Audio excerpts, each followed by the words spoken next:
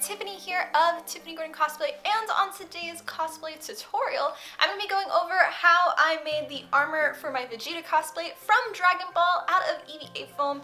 I will let you know that the armor, it will fully assemble once I have finished painting the whole thing, so a lot of this I will try to explain what I'm going to be doing later with it, so hopefully it makes sense. But before we get started, remember to like this video and subscribe to the channel. Okay, so let's begin. For making the armor, you're going to need 2 and 4mm EVA foam, half-round EVA foam dowels, Sharpies, an X-Acto knife or box cutter, a cutting mat, Cos Tools strip cutter and Cos Tools channel rail, a Dremel, sanding drum, contact cement glue, and of course your safety gear. And I started off by making a pattern using a dress form, my saran wrap and masking tape paper, and drawing on my pattern. But if you don't want to make your own pattern, I have mine available on my website, www.tiffanygordonCosplay.com, or see the link. And using my pattern, you're going to want to trace the outside shape of each of the patterns onto 4mm EVA foam. That should be a front skirt, 2 side skirts, a front breastplate and a back breastplate, as well as 2 shoulder pads. And then cut each of them out with a X-Acto knife. And I wanted to add dimension to this armor, so I ended up for all of the gold yellow sections on the armor, making it 3-dimensional. And for this, I cut out strips using Cos Tools channel rail and Cos Tools strip cutter. And then put them on my pattern and cut them so they were a little bit longer than what I needed for that specific piece. I'll also say that labeling each of these strips on each part will make it a lot easier for you to make. So for instance, this one I did for the side skirt piece, labeling it 1 through 9 for that piece. And once all of these strips were cut for the entire armor, I then applied contact cement glue to every single back of the strip, as well as every place that they were going to attach to. And once the contact cement glue was dry on both pieces, slowly laid them down in the order they needed to go.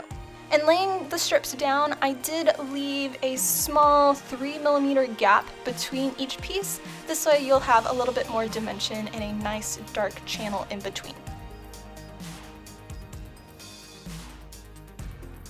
And when applying the strips onto the front and the back breastplate area, you will only want to have the glue where they are going to attach. So drawing a line beforehand will help you know where it's going to go. And where there is no glue applied, these strips will not attach to the foam. Next, you'll want to trim all of the extra foam strip parts, starting with the skirt panels and then the shoulder pads, laying it upside down and just cutting it where you see it comes extra. And for the top of the breastplate and the back plate, you'll want to trace on with your pattern where it's going to be removed, and then you will cut only through the top part of the EVA foam around. The next step is sanding, and all of the edges that we're going to place our round EVA foam dowels onto the trim, you will want to sand at a 45. This includes the front and the back breastplate. Now to talk about the skirt pieces in full. And for this, I'm going to start off by applying the trim, which we're using the half-round EVA foam dowel rods. I got these from Hobby Lobby, and I'll say that the quality is not very good, but it'll still work. And for these, I applied contact cement glue to the back of each of the dowel rods, as well as to where they were going to go onto my pieces. And the dowel rods were a little bit too short to go fully around in one strip, so I did them in 2 pieces, starting in the center at the very bottom, going up on either side. This way I'd have a nice straight seam at the bottom.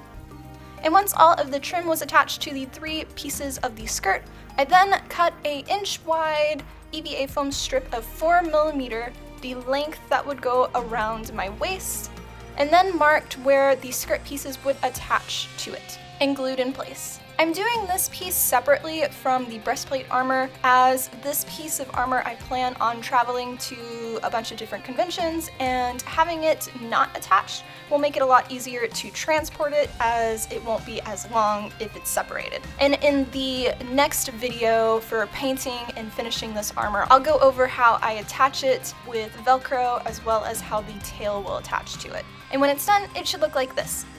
Now for the shoulder pads! For the shoulder pads, you're going to want to put the trim onto the edges and see where it sits first, and cut each of the connecting pieces at a 45 so they'll align flush.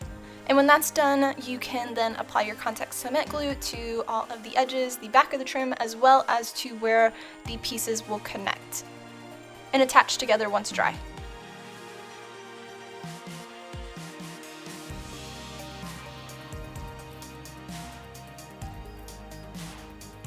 And now to talk about the front and back breastplate area.